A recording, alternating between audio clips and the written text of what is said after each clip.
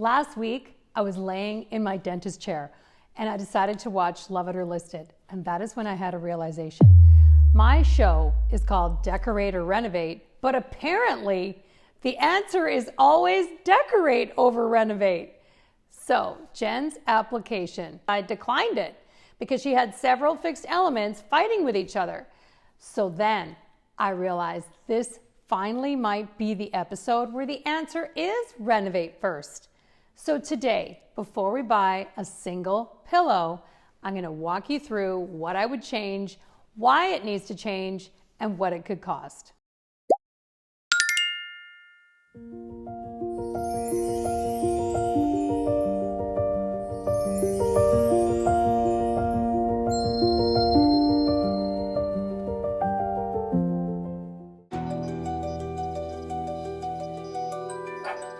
Hello!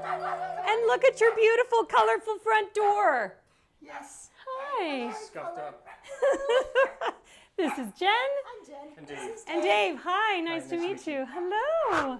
Dave was honest with me. He wasn't exactly thrilled that I had arrived because he was the one who would have to do all the work. He said that if he stayed, he would probably just bring negativity to the conversation. So he left Jen and I to the consultation, and honestly, I understood. From his perspective, I had just shown up to create a very expensive renovation list. We've been here 23 years. When we first bought it, there was an elevator here, and it Wow. was pink Okay. and beautiful. Okay. Not. Yeah. Not at all. So that came out. So Yeah. it's had lots of transformations since, but it's time probably for the next one. And Right. we need to get rid of some furniture, and we're not sure what. And sometimes you hold on to something because it's comfy, and sometimes because it's, Yeah. Yeah. it just needs to go. Right. Well, I think that a lot of homeowners get stuck in, if you're not sure what decision to make because it just seems overwhelming and it seems like there's a lot of decisions, then you end up either kind of living with placeholder furniture or, right, you just kind of, you get paralyzed because you're not sure, what order all of this needs to take, Yes, right? for sure. Yeah. For sure. And that's why you're here. Excellent. That's right. At first, what happened, Jen sent me the space, and because, her wall color didn't go with her carpet, didn't go with her mantle, and then her kitchen, we needed to talk about that, I declined. But then I realized this show is decorate or renovate, but yet everything's decorate. So I thought this was the perfect episode to show you, like, sometimes the envelope needs to be, we need to make some changes to the envelope, and sometimes decorating can't distract the eye from the changes that need to be made. So when I say the envelope, I mean the fixed elements of the room, the flooring, the fireplace, the trim, the wall color, and the adjoining kitchen finishes. They're the things that form the background for everything you decorate with. And sometimes that background is fighting itself so much that another rug and a few pillows just can't make it disappear. When did you do this reno? Because this looks like the Tuscan trend. 20 years ago, maybe? Right, because that was the Tuscan trend. Yeah. So that, when we were putting slate in everywhere. Hardwood, and then slate in my bathroom. And then when did you redo the kitchen? 10 years ago. Right. Like headed towards 11. Right, because that's the other thing too, is that you always want your, kitchen to kind of visually relate to your fireplace. So right now we can see that the fireplace has had a newer or an older renovation than the kitchen. Yeah. So what I would do is, now obviously it's your house and you're going to do whatever works for you. But, wainscoting needs to have a point. Like it needs to be either wrapped in the whole room or we would take it down. So because I wouldn't put wainscoting, I wouldn't continue it in this room. Like it doesn't make sense to do that here. So I would take it down. I would also paint the fireplace so that it matches your trim, because I don't think that the black is really doing anything for, like, you don't have any black actually in this room. We were going to redo all of this, but we obviously haven't. Right. So we wanted to take these off and then paint it.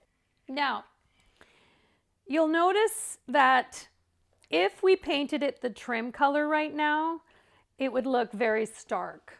Well, I think it would because make it's so earthy, right? this, like, just really stand out, Yes, right? yes, it would. But that's also but I would also replace this so that it relates more to your kitchen. Now, the other thing you could do is you could put like a screen in front of this, Yeah. right? That would kind of clean it up. Yeah. And then, because if you painted all of this, this still isn't looking that good, No.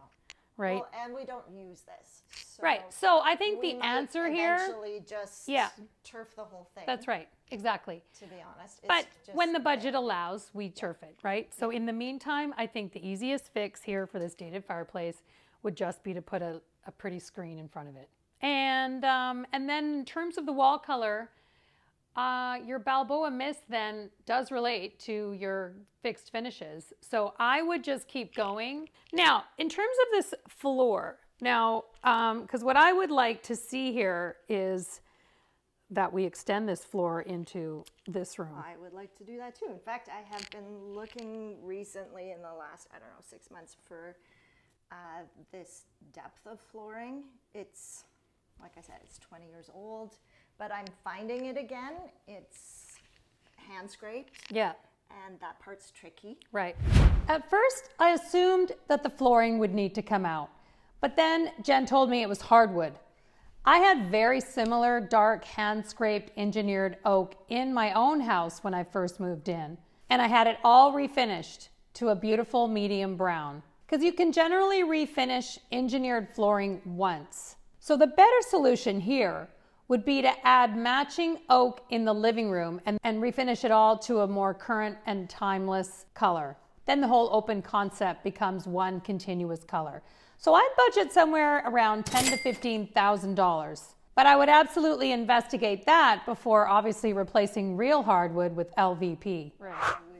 I would happily do something different in there. In here, yeah. Yeah. Well, what I would suggest in there actually is perhaps something that looks like a natural fiber, like a sisal kind of look. You can get wool carpets that have that look to it, so it kind of feels like so it doesn't just read like wall-to-wall carpeting. Okay. Because right now, basically what we have is we've got this basically like a pink beige rug.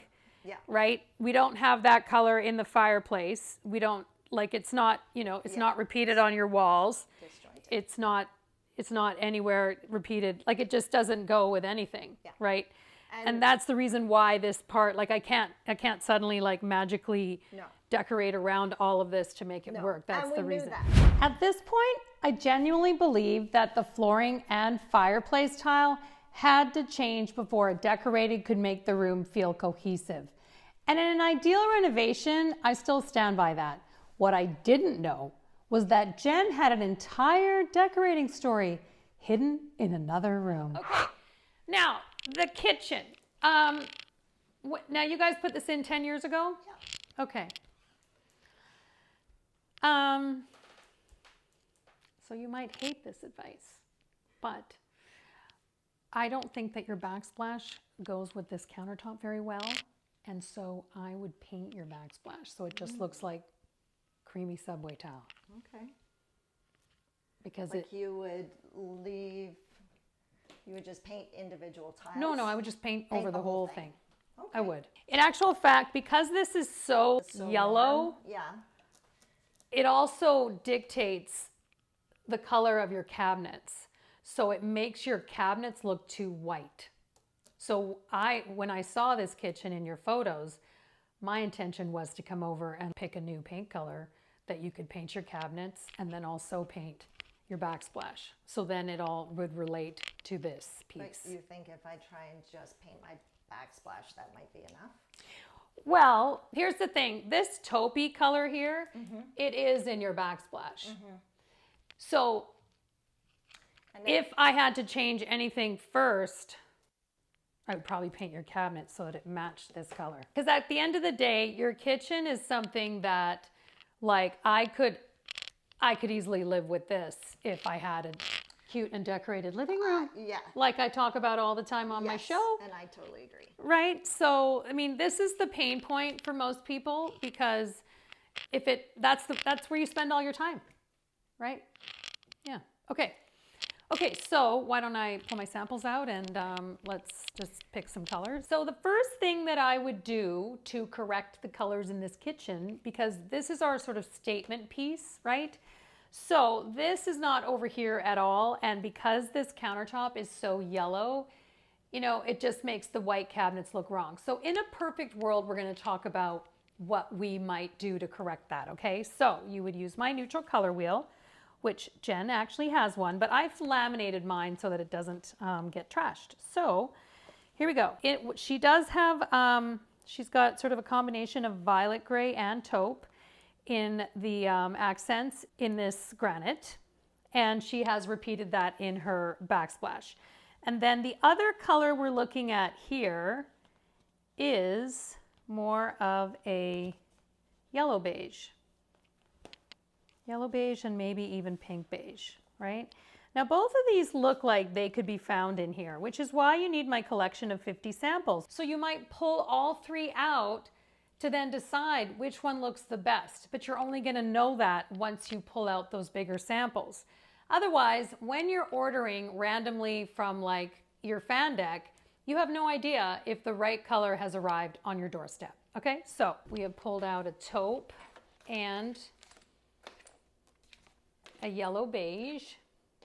We've kind of narrowed it down so that we've got both the taupe and the yellow beige, and you can see that this yellow beige actually looks really good with her finishes.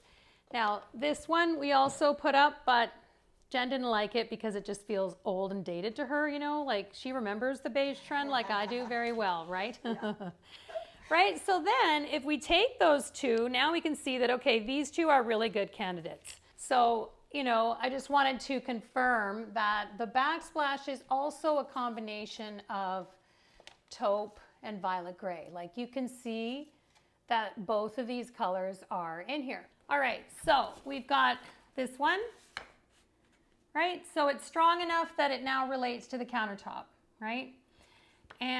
But if we painted the cabinets this color to relate to the countertop, now the backsplash tile here doesn't work at all. So then what I would probably do is paint the backsplash the same color. Okay, so then the other option, this is stone hearth. Now this looks really good with the backsplash. It also relates to the countertop. And this is the one you like, right, Jen? Yeah, that's the one I like. It feels more current and modern. And taupe is an enduring neutral, it really is, because it's right in the middle of gray and beige. So if we compare them both, you can kind of see that they both look good with the granite island. Because Jen and Dave were primarily focused on the living room, I didn't get into the staircase during our consultation, but if we were truly correcting the envelope, the original scrolly wrought iron railing would also need to be addressed because it just belongs to an earlier version of the house and no longer relates to the renovations they've already completed. I think what we should do now is let's just see if we can't, you know, make the arrangement in here better. We also wondered about either putting, like getting rid of furniture, obviously, as I said, but putting like a big wall unit in here. Oh yeah. To fill that weird space. Yes. Or like actually renovating the spare room that's beside here. And then making it bigger? And making it bigger. I think that's a good idea. So the challenge today, because we cannot leave Jen without like something pretty to look at. So we are going to do the best we can with what we've got today and get a couple, maybe we might even go get some lamps. And then it's like, you know, then it's a happy place while you chip away at just these things that we need to do, right? Yeah. So that's the goal. So I think people renovate way too much, not because renovations are bad, but because no one ever taught them how to know when decorating would solve the problem instead. I put together a free guide called Should You Decorate or Renovate? So if you're trying to figure out where to spend your money, grab my free guide below. Yeah. Would you like to come see my crazy room full of art? I sure would. Okay, let's go. So this has been a room of many things. Oh my, like you weren't kidding. Oh no, I wasn't kidding. Oh my gosh. When Jen first sent me the photos of her home, there was no green anywhere in the decorating. The fireplace Looked like an isolated 20-year-old Tuscan finish. And I certainly wasn't going to go shopping for green art just to justify keeping a fireplace around that appeared ready to come out. But then Jen showed me this collection. The minute I saw that earthy painting with the same murky yellow-green, everything changed. Now it wasn't a color story I was inventing to rescue the fireplace. It already was her color story. It had simply been sitting in another room. Now I knew we could repeat those colors through the art, rug, and pillows and make the fireplace look intentional instead of stranded. Gosh. You have a lot. And before you came, I thought, I should make my own decisions because I'm a big girl. So I took all of this and had it all over the living room, and all my kids came over for a visit. Yeah, to decide what should go where. And nobody really had an opinion, other than my daughter, who some of these she's painted, and she would prefer me not to put them up. Okay. She also thinks we should only have hand-painted things up. Well, have you read my Art Has Meaning post? Why everyone believes art must have meaning? No. Okay, so I wrote this post last year because I see so many rooms, house after house, where people they just have like their kids' pictures on the wall, like they're a huge feature, like, you know, and it's kind of like your kids' pictures, like you can't even see them from across the room, right? Your family photos. And why is it that wallpaper gets a free pass? Why is it that people take like paper with glue on it, throw it up, and nobody is walking in clutching their pearls going, oh my gosh, what personal significance does this have for you? Where did you find it? What trip were you on? But somehow, in order to put a piece of art up on the wall, we somehow like, it has to have all this meaning or we don't put it up. And so then people live with like an orphan piece of art, like one piece up there, right? And they don't, and they never have any joy on the walls. So I'm saying there's so much amazing decorative art right now available at these places like HomeSense. Yeah. Stick it up, get it working. Together. No, before we leave today, let's just make your living room look as good as we can today. All right. And then, you know, then you'll decide, then we'll do the makeover show, put it all together. And then you guys can just chip away at it. Yeah, let's just, because you've got all that other art, let's pull it out. Let's just, you know, do the best we can with what we've got today. Now, we do need to pull something out. And I would volunteer this sofa. Yeah. We cannot have this much furniture in here. So I'd like to see, I'd like to see a sideboard there. We're going to see how that can work. A couple lamps there, some art above it. And then I'd like to pull this sofa here, and then we'll put the two love seats here. So let's get this out first. All right.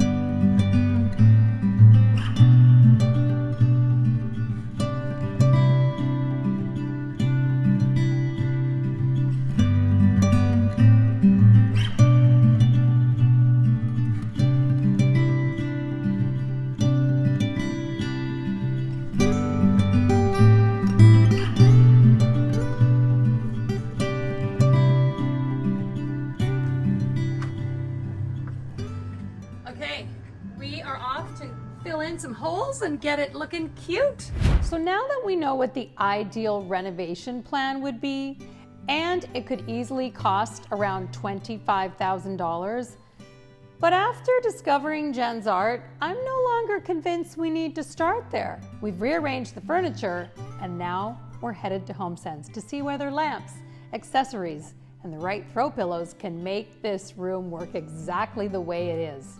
That's part 2, so stay tuned.